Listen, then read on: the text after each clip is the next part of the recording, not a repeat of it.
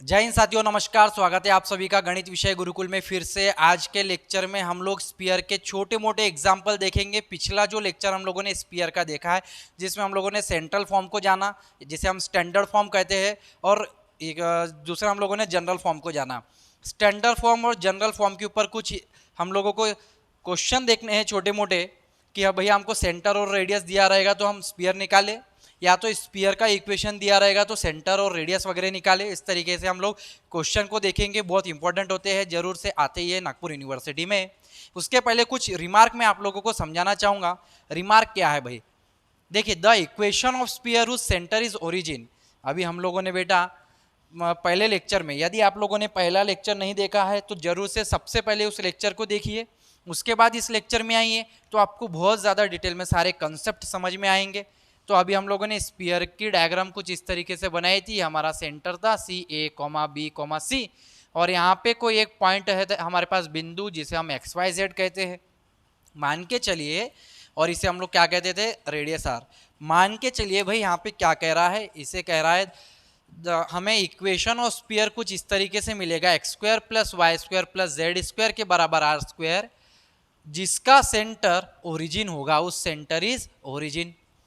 तो हमारे पास इक्वेशन क्या था? सबसे पहले सेंट्रल फॉर्म की बात करें तो x - a² + y - b² + z - c² = R²।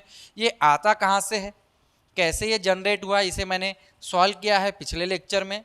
जरूर से देखे और अच्छे से समझ ले। तो ये क्या होता है? हमारा सेंट्रल फॉर्म। क्या हो गया बेटा अपना? ये सेंट्रल फॉर्म। इस सेंट्रल फॉर्म में यदि आप a b c की वैल्यू 0 0 रख दे, 0 0 a b और c की वैल्यू, तो ये x - 0 का स्क्वायर होगा, ये y - 0 का स्क्वायर होगा, और ये z - 0 का स्क्वायर के बराबर r का स्क्वायर, मतलब x² + y² + z² के बराबर R², ये वैल्यू आएगी। तो यही यहाँ पे हमें कह रहा है, अगर सेंटर जो है वो ओरिजिन हो तो इस तरीके से आपको इक्वेशन मिलेगा। दूसरा रिमार्क, इफ रेडियस 0 हो जाए तो, अभी तो सेंटर 0 था, ठीक है। अब ये जो रेडियस है, जो डिस्टेंस है, जो फिक्स दायरा है, यही 0 हो जाए तो, जब रेडियस 0 हो जाएगी तो डिस्टेंस तो रहेगा नहीं, तो ये जो स्पीयर है 0 हो जाएगा, 0 हो जाएगा, वो एक पॉइंट में बदल जाएगा। किस में बदल जाएगा? ये जो स्पीयर है, जब इसका डिस्टेंस ही नहीं रहेगा तो वो एक पॉइंट में बदल जाएगा। इसीलिए हम इसे कहते हैं पॉइंट स्पीयर, जब डिस्टेंस 0 हो। तो इसका जनरल फॉर्म क्या होता है? ये आपका सेंट्रल फॉर्म है। और जनरल फॉर्म क्या लिखा था अपन ने? General form x² + y² + z² + 2ux + 2vy + 2wz + d = 0। और इसके लिए सेंटर क्या होता है? इसका सेंटर होता है -u -v -w, और रेडियस होती है अंडर रूट में u² + v² + w² - d, ये रेडियस होती है। यदि आप देखें बेटा, रेडियस 0 हो रहा है, मतलब u² v² w² - d, ये पूरा का पूरा ये 0 हो रहा है। अगर ये पूरा 0 हो गया, फॉर एग्जाम्पल, ठीक है, रेडियस ही 0 हो गई, तो रेडियस तो है नहीं इसके पास, तो ये पूरा पॉइंट में बदल जाएगा। तीसरा रिमार्क देखते हैं, if the sphere passes through the origin. मान के चलिए जो स्पीयर अपने पास है, ये स्पीयर किसी ओरिजिन से पास कर गया। 3 डायमेंशनल ज्योमेट्री है, तो 3 डायमेंशनल ज्योमेट्री में ये जो पॉइंट है, मान के चलो XYZ, और ये आपका इक्वेशन है, ठीक है। ये आपका Z है, ये आपका X हो सकता है, ये आपका Y हो सकता है। ये जो बिंदु है भैया, ये तो ओरिजिन कहलाता है। ओरिजिन, ओरिजिन से पास हो गया, यानी एक्स वाई और जेड आपकी 0 0 हो गए। ऐसी स्थिति में यह जो पॉइंट था वो 0 0 0 बदल गया, तो एक्स वाई और जेड की वैल्यू 0 हो गई। तो यदि आप इस इक्वेशन में एक्स वाई और जेड के जगह 0 डालेंगे तो आपको क्या मिलेगा? 0 0 0, एक्स के जगह 0 0 0, सिर्फ वैल्यू मिलेगी डी की। इसलिए यहाँ पे लिखा है कि d = 0 आपको मिलेगा। ये रिमार्क है। तो ये 3 रिमार्क बहुत काम के हैं, आपको पढ़ाना बहुत ज़रूरी था, ठीक है। बच्चे कन्फ्यूजन में आ जाते हैं, तो कंफ्यूज नहीं होना है। देखो, छोटी छोटी बातें हैं ना, छोटी छोटी बातों पे ही झगड़े होते हैं, कभी बड़ी बड़ी बातों पे झगड़े नहीं हुए हैं, है ना। छोटी छोटी बातों पे नाराज़ हो जाते हैं हम एक दूसरे से, छोटी छोटी बातों पे। तो बात है भाई छोटी सी, लेकिन बड़ी काम की है। तो छोटी छोटी बातों से ही, बूंद बूंद करके ही सागर बनता है। मेहनत करने वालों की कभी नहीं हार होती, लेकिन मेहनत रेगुलर करना है। जिसे हम कंसिस्टेंसी कहते हैं। समझ में आ रहा है? तो बच्चों इस तरीके से अपन देखो यहाँ पे पढ़ाई करना है। नाउ यदि आप लोग हमारे ऑफलाइन और ऑनलाइन कोर्सेज ज्वाइन करना चाहते हैं तो डिस्क्रिप्शन में दिए गए नंबर पे मुझे कॉल करें, हमारा एप्लीकेशन डाउनलोड करें। Unit test, test series, doubt session, revision, 10 साल के question paper, previous year question paper, उनके सॉल्यूशन, सारी चीज़ आपको उपलब्ध कराई जाएगी स्पेशल नागपुर यूनिवर्सिटी के स्टूडेंट्स के लिए। और यदि आप मुझे गोंडवाना अमरावती यूनिवर्सिटी से भी देख रहे हैं, कई स्टूडेंट हमें कांटेक्ट करते हैं, तो यदि आप हमें कांटेक्ट कर रहे हैं या आप कोई भी यूनिवर्सिटी से आप मुझे देख रहे हैं, चाहे महाराष्ट्र में हो या यूपी, एमपी, छत्तीसगढ़, बिहार, राजस्थान, कहीं पे भी किसी भी स्टेट के विद्यार्थी अगर मुझे देख रहे हैं और यदि आपको किसी भी सहायता की ज़रूरत है तो आप बेफिक्र होकर हमें कांटेक्ट कर सकते हैं। अब यहाँ पे देखिए हम लोग फाइंड करेंगे इक्वेशन स्फीयर का सेंटर दिया है। सेंटर की वैल्यू कितनी दी है? 3 - 4 5। यहाँ पे सेंटर ओरिजिन था तो आपका ये इक्वेशन आ गया भाई। अब सेंटर की वैल्यू यहाँ पे दी है 3 - 4 और 5, सेंटर की वैल्यू दी है। तो इसको थोड़ा सा अच्छे से हम यहाँ बना लेते हैं। ये आपका जो सेंटर है ये 3 - 4 और ये 5 है। अगर आप, और रेडियस है आपकी 5, ये जो है रेडियस है आपके 5, और इस पॉइंट से इस तरीके से सर्कल निकलेगा। ये पॉइंट आपका let P be the any point x y z. तो यदि हम इसका सोल्यूशन लेंगे तो इसका सोल्यूशन क्या होगा? जो गिवन है, गिवन सेंटर और रेडियस आप लिखेंगे। फॉर्मूला क्या होता है? x - a का स्क्वायर, a की जगह दिया है 3, x - 3 का स्क्वायर, प्लस y - b का स्क्वायर, b की जगह है आपके पास -4 तो ये प्लस हो जाएगा, प्लस z - c का स्क्वायर, c की जगह 5 दिया है, 5 का स्क्वायर के बराबर रेडियस का स्क्वायर, रेडियस कितनी दी है आपको? 5, तो रेडियस का स्क्वायर यानी 25, 5 का स्क्वायर। यदि आप इसे सॉल्व करें तो a square - 6x, a square -2 ab plus b square plus y square plus 8y plus 16 plus z square -10z plus 25 के बराबर 25, बराबर दिया है -2, हाँ अपन ने बराबर किया। X square plus y square plus z square एक तरफ -6x प्लस 8y -10z एक तरफ के बराबर 25, 25 ये 25 इधर जाएगा तो वैसे ही कैंसिल हो जाएगा। अब बचा ये 16 और 9, ये 25 से उधर जाके क्या हो जाएंगे? -25, या हम उसको इधर ही रखें तो ये हो जाएगा +25 के बराबर 0। ये आपकी वैल्यू रही, ये आपका इक्वेशन मिल गया है और यही इक्वेशन अपन को फॉर्म करना था। नाउ ये लेक्चर में, आज के लेक्चर में मैं आप लोगों को लास्ट में डायमीटर फॉर्म भी पढ़ाऊंगा। इसके हम लोगों ने रिमार्क्स भी देखे हैं, कुछ क्वेश्चन भी देखेंगे यहाँ पे और ये वाले भी क्वेश्चंस देखेंगे।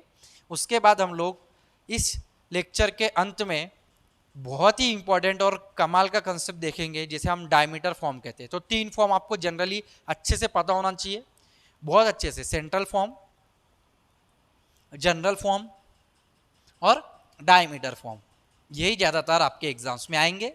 तो चलिए ये वाले क्वेश्चन को हम लोग डील करते हैं। क्वेश्चन कुछ इस तरीके से दिया है।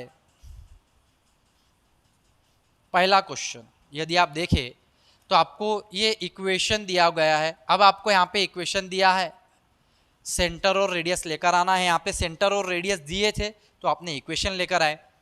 सबसे पहले जो गिवन इक्वेशन होता है वो आप लिखेंगे, उसको कंपेयर करेंगे किसके साथ? ऑन कंपेयरिंग विथ, किसके साथ? General equation x square plus y square plus z square plus 2ux plus 2vy plus 2wz plus d equal to 0 के साथ कंपेयर करें। तब आप पाएंगे यहाँ पे x की टर्म 2u है और यहाँ पे x की टर्म 2 है, यानी u की वैल्यू आ गई है 1, y की टर्म यहाँ पर 2v है और y की टर्म यहाँ पे -4 है तो v की वैल्यू आ गई है -2, और यहाँ पे 2w है z की टर्म और यहाँ पे z की टर्म है -6 के बराबर w की वैल्यू आ गई -3 and distance d, sorry not, हाँ obviously d is a constant, तो d की वैल्यू यहाँ पर दी है 5 तो d की वैल्यू आ गई आपकी 5। और यदि आप इसका सेंटर निकालना चाहेंगे तो सेंटर का फार्मूला -u -v -w होता है। फॉर्मूले u की वैल्यू पुट करें तो ये -1, -v के अनुसार ये हो जाएगा +2, -w के अनुसार ये हो जाएगा 3, और d का फार्मूला क्या होता है? अंडर रूट में, सॉरी रेडियस का फार्मूला क्या होता है? सेंटर का u square plus v square plus w square minus d। पिछले लेक्चर में मैंने समझाया है, पहला लेक्चर देखे उसके बाद ये सेकंड लेक्चर देखे, बहुत आसानी से आपको स्फीयर समझ में आने लग जाएगा बेटा। नाउ रेडियस का फार्मूला इस तरीके से आपने लिखा, u का स्क्वायर -1 का स्क्वायर 1, 2 का स्क्वायर 4, 3 का स्क्वायर 9 माइनस डी यानी 5, 1 और 4 5 में से 5 गए 0 बचा 9 यानी अंडर रूट ऑफ 9 वैल्यू कितनी आ रही है 3, आपकी रेडियस आ गई। तो यहाँ पे आपको सेंटर भी मिल गया और आपको रेडियस भी मिल गई।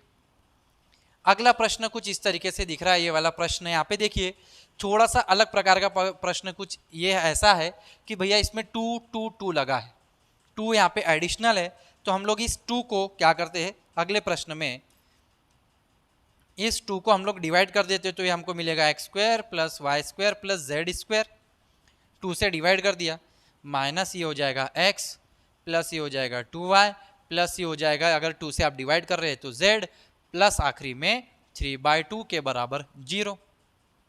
2 से डिवाइड किया बेटा, इसको अपने जनरल फॉर्म के लिए लाया। क्यों ऐसा 2 से डिवाइड करना पड़ा? ताकि हम इस जनरल फॉर्म, देखो फिर से हम लोग कंपेयर करेंगे, इसी जनरल फॉर्म के साथ कंपेयर करेंगे। तो इस जनरल फॉर्म के साथ अगर हम इसे कंपेयर करें तो हमें क्या मिलेगा? अगर हम इसे कंपेयर करते हैं तो क्या मिलेगा? देखो X square Y square Z square आ गया ऐसा।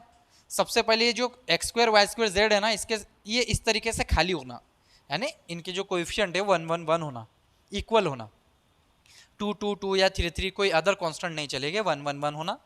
अब आ गया है लाइन पे, तो यहाँ पे 2u की वैल्यू, यहाँ पे x की टर्म 2u है और यहाँ पे x की टर्म -1 है, यहाँ पे 2v की टर्म y की टर्म यहाँ पे 2 है, और अगर आप 2w यानी यहाँ पे 1 है, और d की वैल्यू यहाँ पे 3/2 है। तो u की वैल्यू है -1/2, v की वैल्यू है 1 और w की वैल्यू है 1/2। तो इसका सेंटर क्या आ जाएगा? -u -v -w के बराबर, माइनस माइनस प्लस हो जाएगा 1/2 कॉमा -1 कॉमा -1/2, आपका सेंटर है।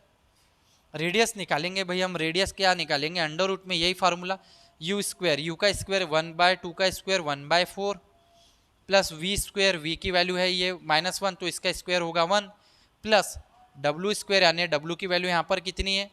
w 1/2 का स्क्वायर होगा 1/4, माइनस में d होता है तो d की वैल्यू है 3/2, तो 1/4 प्लस 1/4 इज 2/4, यानी 1/2 प्लस 1 3/2 माइनस 3/2, आंसर आ जाएगा बेटा इसका 0।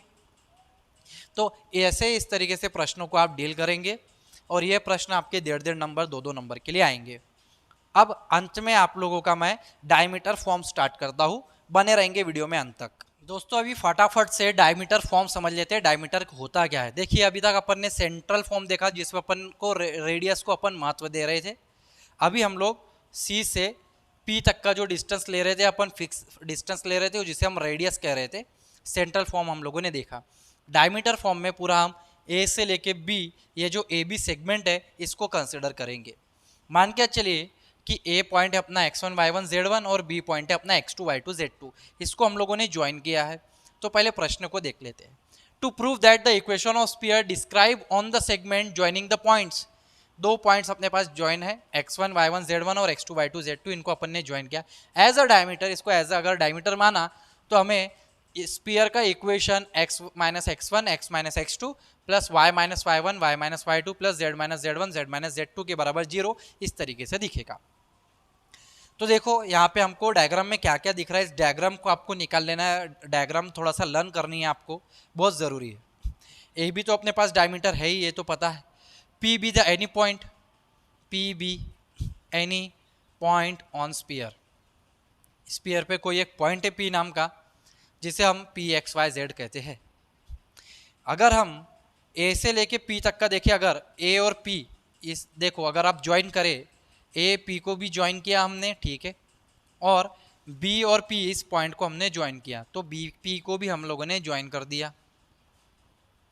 और इनको ज्वाइन करने के बाद यदि आप देखें तो ए पी जो है, अगर आप ए पी को थोड़ा सा आगे बढ़ा देंगे, ए पी जो है बी पी पे परपेंडिकुलर है, तो यहाँ पे हमें दिख रहा है कि भाई A P is perpendicular to B P.